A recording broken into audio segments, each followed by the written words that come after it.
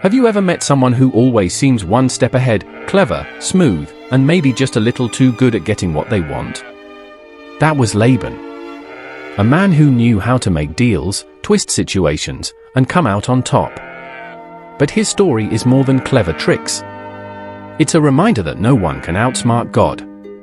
Jacob arrives in a distant land called Haran with nothing but hope. He's running from his brother Esau, uncertain of what lies ahead. Then he meets Rachel, and everything changes. She is beautiful, kind, and she captures his heart instantly. Rachel is the daughter of Laban. Jacob goes to Laban with a bold offer. He says, "I will work for you for 7 years if you let me marry Rachel." Laban agrees. 7 long years of hard work, yet to Jacob it feels like only a few days because of his love for her. At last, the wedding day arrives. There is celebration, music, and joy. Everything seems perfect. But that night, under the cover of darkness, Laban does something unexpected. He deceives Jacob. Instead of Rachel, he secretly sends Leah, Rachel's older sister, into Jacob's tent. Morning comes, and Jacob is shocked. The woman he wakes up beside is not Rachel. He is furious. He confronts Laban and demands an explanation. Laban calmly replies, "In our custom, the older daughter must be married before the younger. If you still want Rachel, work for me another 7 years." Jacob agrees again. Now he has 2 wives, Leah and Rachel, and the household quickly becomes filled with tension. Leah feels unloved. Rachel feels jealous. They begin competing for Jacob's attention, even through bearing children. In the middle of all this, Laban is watching. He sees that Jacob is hardworking and that everything Jacob touches begins to prosper. His flocks grow stronger, his work succeeds, and Laban's own wealth increases because of him. Laban realizes something important. Keeping Jacob around is good for business. So when Jacob finally expresses his desire to leave and return home, Laban tries to convince him to stay. He says, "Name your wages." Jacob proposes a deal. He will take only the spotted and striped animals from the flock. It sounds like a small and simple portion. Laban quickly agrees, but secretly he removes most of those animals beforehand. He believes Jacob will end up with almost nothing. Once again, Laban tries to outsmart him. But this time, something different happens. God is with Jacob. Despite the odds, Jacob's portion begins to grow. Strong animals are born into his flocks, while the weaker ones remain with Laban. Day after day, Jacob becomes wealthier. Laban and his sons begin to notice. Their attitude changes. What once was kindness turns into jealousy and suspicion. Jacob can feel it.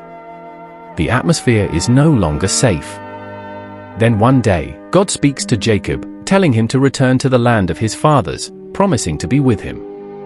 Jacob knows it is time to leave.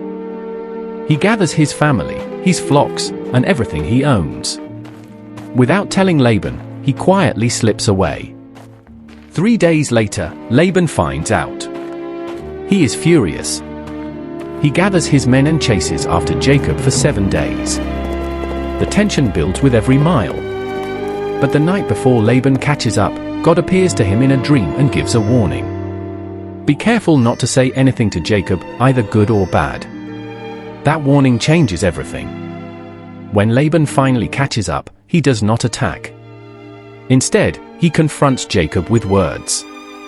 He asks why Jacob left secretly without saying goodbye. He even accuses him of stealing his household idols. Jacob denies the accusation, unaware that Rachel has taken them and hidden them among her belongings. Laban searches everywhere but finds nothing. The truth remains hidden. After years of silence, Jacob finally speaks his heart. He pours out everything he has endured. "For 20 years I have been with you," he says. "I worked through heat and cold. I did not take what was not mine. Yet you changed my wages again and again. But God has seen my suffering and has been with me. For the first time, Laban is faced not with trickery, but with truth. He realizes he cannot fight against God. Instead of continuing the conflict, Laban chooses peace. They make an agreement, a covenant between them. They set up a stone pillar as a witness. Laban says, "Let this be a boundary between us. I will not cross over to harm you, and you will not cross over to harm me." And just like that, the long struggle comes to an end. Laban was clever. He knew how to manipulate situations and stay in control. But in the end, he learned a lesson we all must understand. You cannot outsmart God. No matter how clever someone may be, no matter how many tricks are played, God sees everything. Jacob did not succeed because he was perfect. He succeeded because God was with him.